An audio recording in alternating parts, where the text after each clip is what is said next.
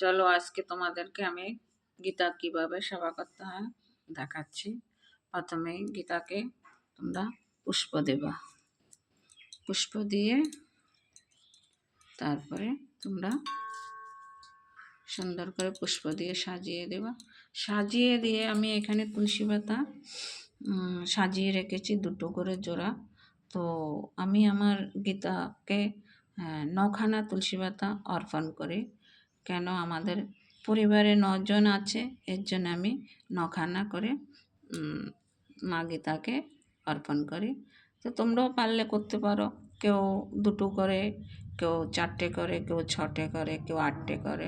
তো আমি 9টা করে করছি। প্রথমে পুষ্প দেবা, তারপরে তুলসী অর্পণ করবা। তারপরে দেখো তুলসী মানে আমাদের গীতা খুবই মানে ছোট। তো আমাদের প্রভুপাদ যখন ইংল্যান্ডে গেছে না আমেরিকা গেছে, সঠিক আমি ঠিক বলতে পারছি না, হ্যাঁ যেখানে গিয়েছে, তো ওখানে সব মানে আমাদের গ্রন্থ মানে বিভিন্ন জাতের যে গ্রন্থ থাকে, তো এরা সবাই উপরে রেখেছে, আমাদের গীতাকে নিচে রেখেছে। তো প্রভুপাদ যখন ওদের সঙ্গে দেখা করতে গিয়েছে তখন বলল যে চলো আমাদের অফিসে গিয়েছে, সেখানে দেখলো যে সব গ্রন্থের নিচে আমাদের মা গীতাকে রেখেছে।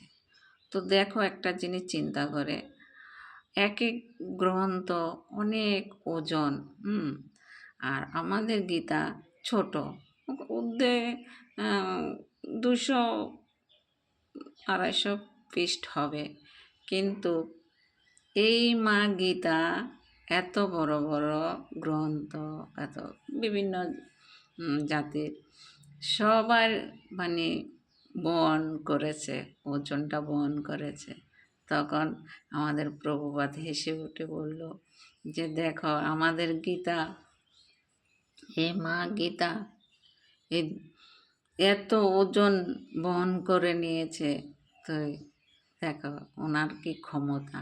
আর যারা উপরে রেখেছে তারা তো অনেক ওজন, অনেক ইয়ে।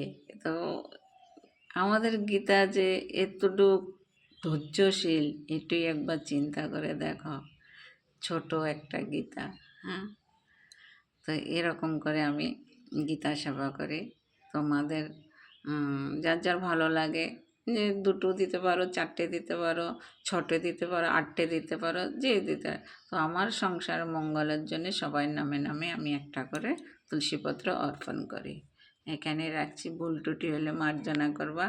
রাধে রাধে।